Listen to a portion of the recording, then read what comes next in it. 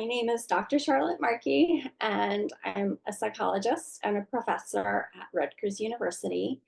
And my latest book is Adultish, the Body Image Book for Life, which is a body image and really health and mental health resource for young people aged about 16 to 25 years. Hi, my name is Sophia Bonsignor. My background is in public health and health science, but I mostly work in the public health space. A lot of my work has to do with social justice and using evidence-based policy to promote social justice initiatives. And I've had the privilege of working with Dr. Markey as her former research assistant in 2021 and contributing to Adultish. So I worked for Dr. Markey my senior year of my undergraduate degree in 2021. And originally, I didn't feel like I would be too deeply invested or really a part of this book as much as I ended up being. But sharing my personal story with Dr. Markey felt safe and somewhat empowering because she created such a supportive and kind environment. And, I always grew up like relatively thin, but I did struggle with body image problems, right? Like many young Americans or young people in general, right? So I figured that even though I grew up on the thinner end of the spectrum, that my story would be something that somebody could potentially resonate with, and maybe it would encourage them to seek help or support, or at the very least, help them reframe the way that they think about their bodies. So, how do you think that sharing personal stories about body image can help other people in general? I think sharing personal stories about body image allows us as humans to put things into perspective because not everybody is always happy with their bodies. You can love yourself one day and really feel crummy the next. And I think that by sharing personal testimonies about how we feel on those kind of off days really allows people to kind of understand that, hey, it's okay that I feel this way about myself. I don't have to love myself 100% of the time, but I'm allowed to be comfortable in the skin that I'm in. What do you think the biggest body image problems are for young adults these days? What do you see in your experience? I think that one of the more pressing issues is the development of a chronically online generation. My generation personally grew up with technology, and we got to see in real time the materialization of social media platforms. And like this was during very formative years, right? So it was before we've had a chance to, develop a solid sense of self and individual identity and really let that thrive. So if we are taking at our most impressionable years, we're taking all these things that we're seeing on social media, whether that's Instagram, I don't know, like Snapchat, TikTok, we're seeing all these celebrities with idealized bodies and all these great opportunities to look the way they want to look that a lot of normal people don't have access to those resources. It's kind of impossible to adhere to those beauty standards or those body image standards. I also think that because we have like eliminated third spaces, which are places that people would traditionally hang out, gather, socialize, we've shifted to just being on social media and having those third spaces be media platforms. And people are way too comfortable either creating content or commenting on content. And it's from the safety of their own homes and behind a screen, right? So you can say some really damaging stuff to people and not even think twice about it. So a comment that somebody left in 15 seconds could affect someone for 15 entire years. And you just never know how that's going to really play out in the long run or how people are going to internalize what has been said to or about them and take it and run with it. I think that these idealized images that people have presented on social media make it so that A, we don't really know what we look like anymore, but B, we're only consuming media that of either celebrities or even the people we grew up with, and we don't really know what they look like either. It's just idealized media. And I hate to blame the media, but that's really what it is, in my opinion. You were Dr. Markey's research assistant while she was starting to plan and write Adultish, and you also got to read early drafts of it.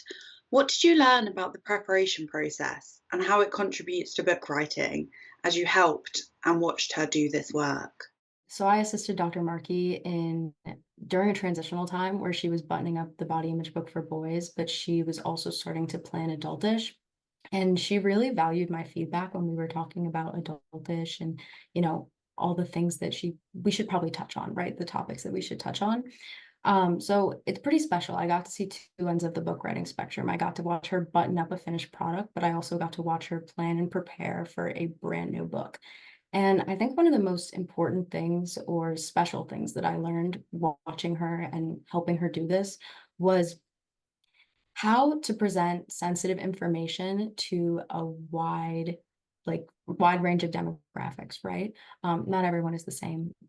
I also learned how to really recruit interviewees and go about presenting some sensitive and tough information to people that might be a little bit vulnerable about it. And I think that that's really, really valuable because it made the interview so personal, but also so personable, right?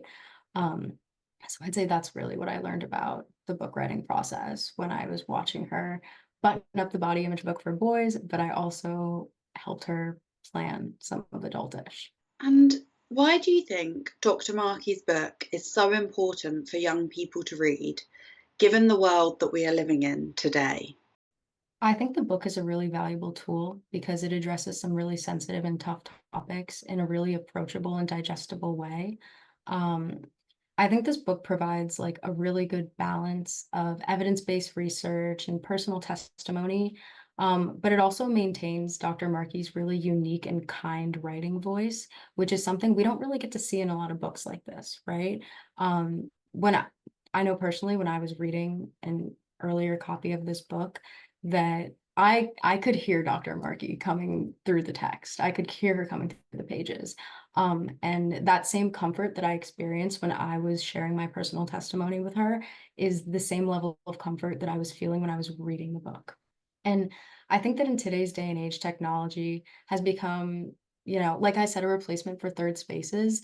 And because we spend so much time on social media, we make ourselves so vulnerable to external opinions when I think the only one that really matters is our own, right? How do we feel? Can we get up for the day? Can we be energized? Can we complete the tasks we have to do? I think that body image is something that people have been way too comfortable discussing, especially other people's body image.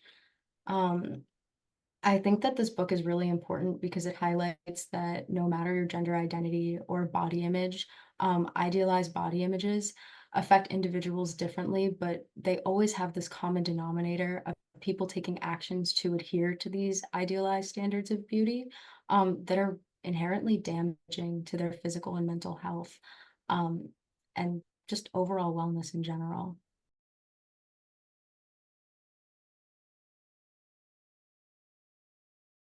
I think the main thing that I wish people would understand is that body image trends are a lot like clothing trends. Like they come in cycles, right? So in the early 2000s, it was you had to be really, really skinny, right? I remember seeing, I had to be so young. I remember seeing a picture of Jessica Simpson at a size 4. I think me and Dr. Markey talked about this while we were planning some of Adultish, right? I remember seeing this picture of Jessica Simpson at a size 4. News outlets treated it like she was public enemy number one. And I had no idea why. They were calling her all these nasty things. They were saying the meanest stuff about her. And I just didn't understand. She was a size 4. A size 4. That's very normal and healthy weight for an adult woman, right? But I knew in that moment that that was something that I was really afraid to be, which was villainized for my body um, by other people, right? And so keeping up with these trend cycles are really unsustainable for our health. And when we got to like the late 2010s, it completely shifted. So being so skinny wasn't in anymore. It was gross, right? And so then we shift to people being thick or slim thick, right? And some people just aren't meant to look that way. Um, like it was considered ideal having weight distribution that's very unattainable without surgery. And this led to people getting like dangerous fillers, sometimes life-threatening surgeries just to alter their physical appearance, and adhere to that beauty standard. And I just want to say going under the knife for any form of surgery comes with its risks and complications. And people feeling pressure to do so just to keep up with an ever evolving and changing like societal ideal of how we should look does so much more harm than good, but it is so unsustainable. It is so unsustainable. And it in the long run, it's very damaging, not only for the person who has done this to themselves, but for the people they have the ability to influence. And I'm not talking about like you're an influencer, you have so many followers, right? I'm talking about your immediate circle of people, the people that you pass by on the street that might go, well, she looks like that. Why don't I look like that? Or he looks like that. Why don't I look like that? Right.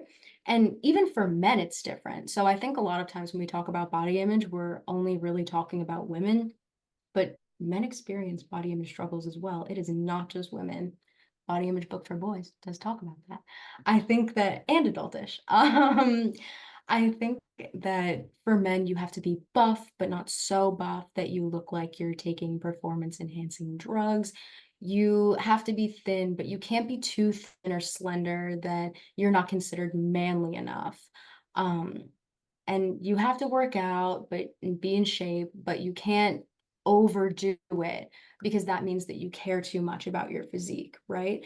And I think it's really a catch-22 because no matter how much people try to adhere to these beauty standards or time-based ideal body images, all we do as young people is put our health in danger, whether it's working our bodies physically into the ground, engaging in health damaging and unhealthy behaviors, which includes disordered eating habits or even surgeries, if we're really talking about the drastic end of the spectrum.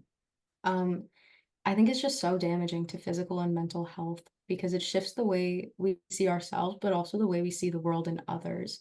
Um, and to no fault of their own, people want to be accepted, right? That's human nature to want to be accepted. And don't we all just want to be accepted socially and societally? And I think Adultish does a really great job at pushing the narrative that diet culture messages tend to harp on the importance of individual responsibility in how we look. But I think, as Dr. Markey said, we've been gaslit to believe that the real problem is us when it's really just the culture that we're living in right now.